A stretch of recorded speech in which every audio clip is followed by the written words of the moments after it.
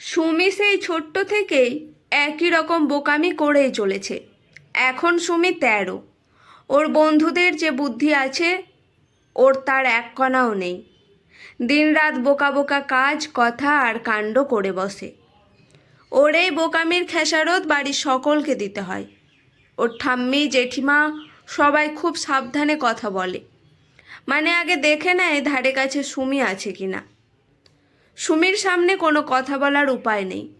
যার কথা শুনবে সেই কথার সদ্ব্যবহার তার কাছেই করে বসবে। এই নিয়ে সুমির মাও খুব রাগ করে সুমির ওপর, মাঝে মধ্যে দু চার ঘা দিয়েও দেয়, কিন্তু সুমি কিছুতেই বদলায় না। একদিন সুমির জেঠিমা সুমির কাকিমার কাছে প্রায় ফিসফিস করেই সুমির ঠাম্মির নামে বলছিল। সুমির কানে গেল সেই কথা। হাটে হাড়ি ভেঙে দেয় সুমি, একেবারে ঠাম্মিকে সেই কথা দিয়েই বিশ্লেষণ করে বসে।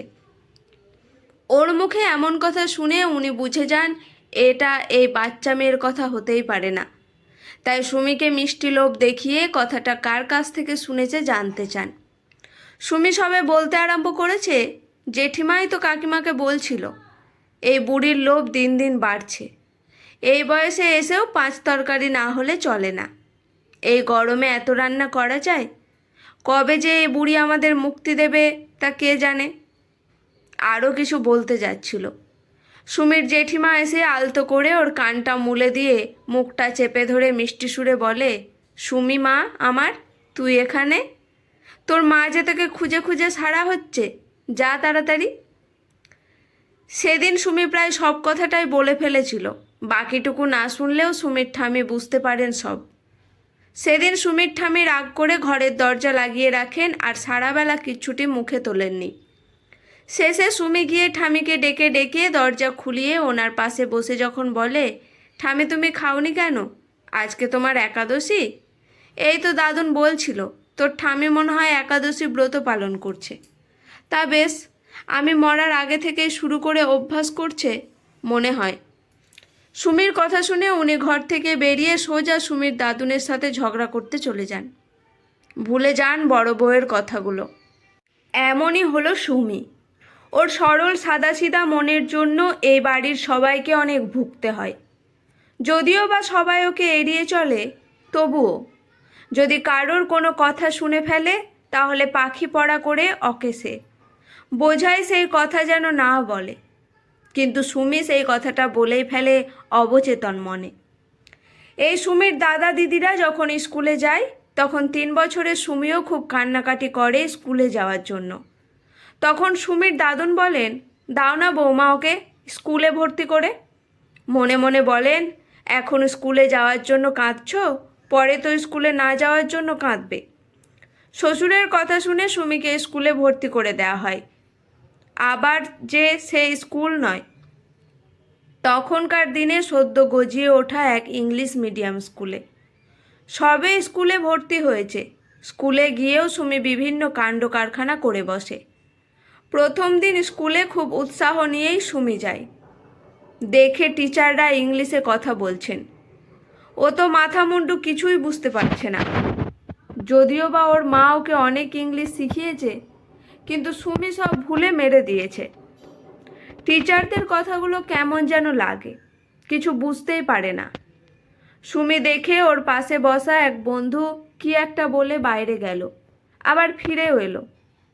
বন্ধুটা ফিরে আসার পর সুমি ওর কানে কানে ফিসফিস করে জানতে চায় ও কোথায় গিয়েছিল। বন্ধুটা বলে টয়লেটে গিয়েছিলাম। ও এর মানে বুঝতে পারে ওর মা যে বেসিক কিছু ইংলিশ শিখিয়েই দিয়েছিল। কেউ কথা বললেই টিচাররা বকাবকি করছে। সুমি একবার বলতে গিয়েছিল, আমি হিস করতে যাব। ওর ঠামি যে এই কথাই বলেন, এই সুমি তুই হিস করে এসে পা না ধুয়েই বিছানায় উঠে গেলি। সুমি সেই কথাটা যেই না বলেছে, টিচাররা ওকে বলেন, প্লিজ সিট ডাউন। ও তো কি বুঝলো না, চুপ করে বসে পড়ে। এদিকে মারাত্মক টয়লেট পেয়েছে, বাচ্চা মেয়ে আর চেপে থাকতে পারেনি। ওখানে বসেই এক টিচার এসে ইংলিশে বলেন, কে টয়লেট করেছে। সুমি টয়লেট মানে জানে, যদিও বা ও সেটাকে টয়লেস উচ্চারণ করে তবু বুঝতে পারে টিচার কি বলেছেন। ওর সঙ্গে সঙ্গে ওর পাশে বসা এক বন্ধুর দিকে আঙুল তুলে বলে, ওই বন্ধু করেছে। সেই বাচ্চা মেয়েটা বেচারা শুধু শুধু বকা খেলো টিচারের কাছে।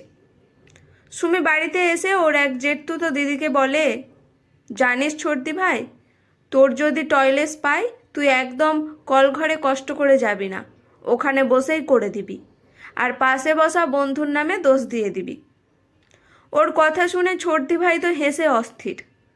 সুমির কথা শুনে হাসতে দেখে সুমি রাগ করে চলে যায় ঠামির ঘরে। এই সুমি একদিন বাড়িতে ফেরে এক পায়ে মোজা পরে আর অন্য পায়ে মোজা না পরে। সেদিন হয়েছিল কি, সুমি টিচারের পারমিশন পেয়ে টয়লেট গিয়েছে এবং টয়লেট করে জল নিয়ে খেলা করতে গিয়ে এক পায়ে জল পড়ে যায় এবং মোজাটা ভিজে যায়। সুমি ক্লাসে ফিরে এসে অনেক কষ্ট করে সেই পায়ের জুতো খুলতে পারে, আর তার সাথে মোজাটাও। মোজা খুলে পাশে বসা এক বন্ধুর সাহায্যে খালি পায়ে জুতোটা পরে নেয়। অন্য পা থেকে মোজা খোলার আর রিস্ক নেয়নি। স্কুল ছুটির পর ওর মা ওকে নিয়ে বাড়ি ফেরে। বাড়ি থেকে স্কুলটার দূরত্ব বেশ নয়, তাই হেঁটেই আসা যাওয়া করা যায়, তবে বড় রাস্তা দিয়ে আসতে হয়। ওই রকমভাবেই সুমি মায়ের হাত ধরে বাড়িতে আসে। ওর মা ওকে অতটা লক্ষ্য করেনি।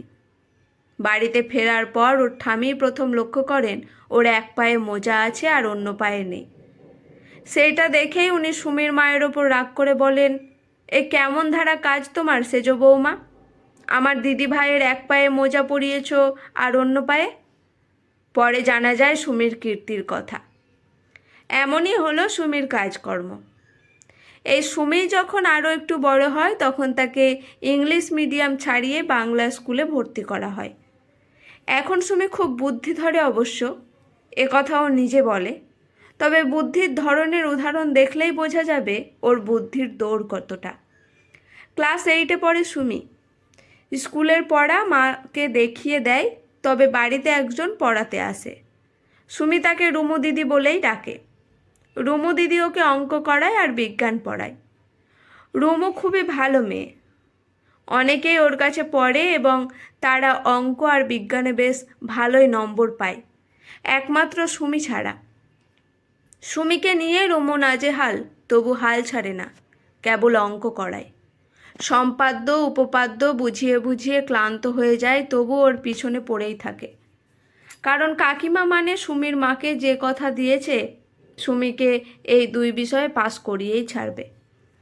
আসলে সুমির মাথায় একদম অঙ্ক ঢোকে না, আর বিজ্ঞানের জ্ঞান নেওয়া ওর একদমই পছন্দর নয়, তাই ইচ্ছাই করে না ওই দুটি বিষয়ে পড়াশোনা করতে। অন্য বিষয়ে যে খুব একটা ভালো ফল করে তা নয়, তবে টেনে টুনে পাসটা করা যায়। সেই ক্লাস 2 থেকেই সুমি অঙ্কে ফেল করেই ক্লাসে উঠেছে। সেই বছর হাফ ইয়ারলিতে অঙ্কে 100-তে 10 পেয়েছিল, তাই রুমো ওকে অনেক সময় দেয় যাতে অন্তত পাস মার্কটা উঠে যায়। আসলে পড়াশোনাটা সুমি সেকেন্ড সাবজেক্ট করে রেখেছে। ফার্স্ট তো ওর এর কথা শোনা আর যথাস্থানে প্রয়োগ করা। এমন যার গুণ, তার মাথায় পড়া ঢুকবে কি করে? যাক, এবার অ্যানুয়াল পরীক্ষার প্রস্তুতি নিচ্ছে সুমি আর রুমু। রুমু দিচ্ছে তার জন্য ওর পিছনে মেহনত। সকাল বেকাল দুবেলায় আসছে সুমিকে অঙ্ক আর বিজ্ঞান পড়াতে।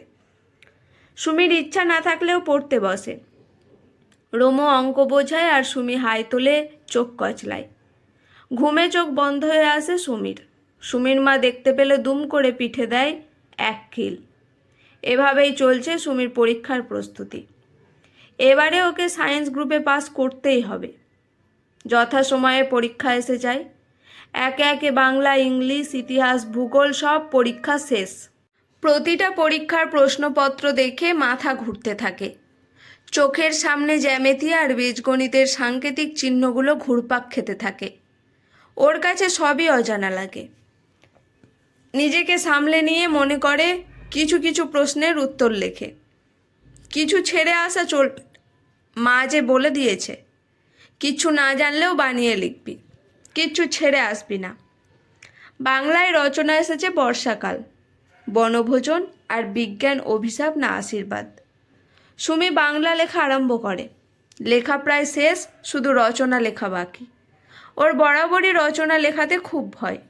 রচনা একদম লিখতে পারে না।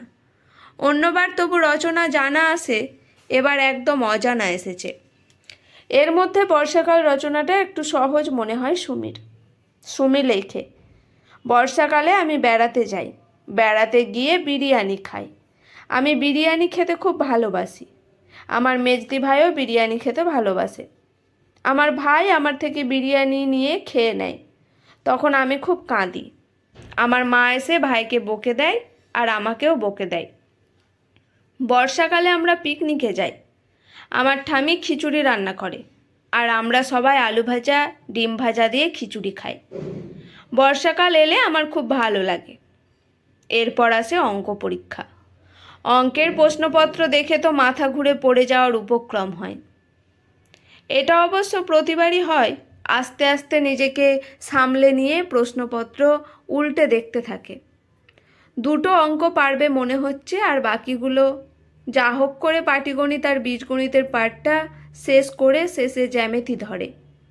জ্যামিতিতে অনেকগুলোর মধ্যে একটা আসে কম্পাসের সাহায্যে 90 এবং 30 ডিগ্রি কোণ অঙ্কন করো। ব্র্যাকেটে লেখা থাকে স্কেল ব্যবহার করবে না। রুমু দিদি এসব কোণ আঁকাগুলো ভালো করেই শিখিয়ে দিয়েছে, তাই খুব আনন্দ হয় আরও দুটো কমন পেয়েছে বলে। কোণ আঁকতে গিয়ে সব ভুলে গিয়ে তালগোল পাকিয়ে যায়। এদিকে টিচাররা টহল দিচ্ছেন। ওর কাছেও একবার এসে দাঁড়িয়েছিলেন। ও সেই সময় কোণ দুটোই আঁকতে যাচ্ছিল। ভয় পেয়ে সব গুলিয়ে যায়, তাই টিচার সরে যেতেই স্কেল দিয়েই কোণ দুটো এঁকে খাতা জমা দিয়ে আনন্দে নাচতে নাচতে বাড়ি ঢোকে। এবারে অঙ্ক পরীক্ষা দিয়ে সুমি খুব খুশি। বাড়িতে এসে মাকে বলে, আমাকে তোমরা বোকা ভাবো তো, জানো আমি কত চালাক।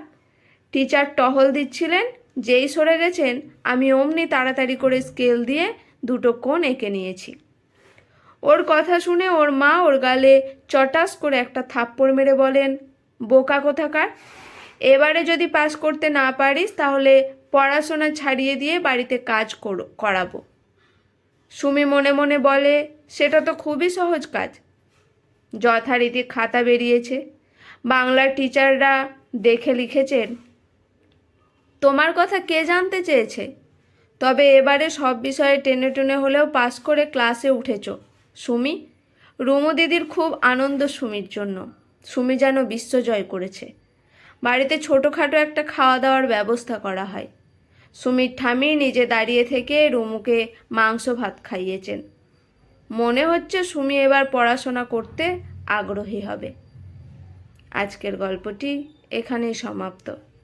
কেমন লাগলো অবশ্যই কমেন্ট করে জানাবেন। ভালো লেগে থাকলে পাশে থাকবেন।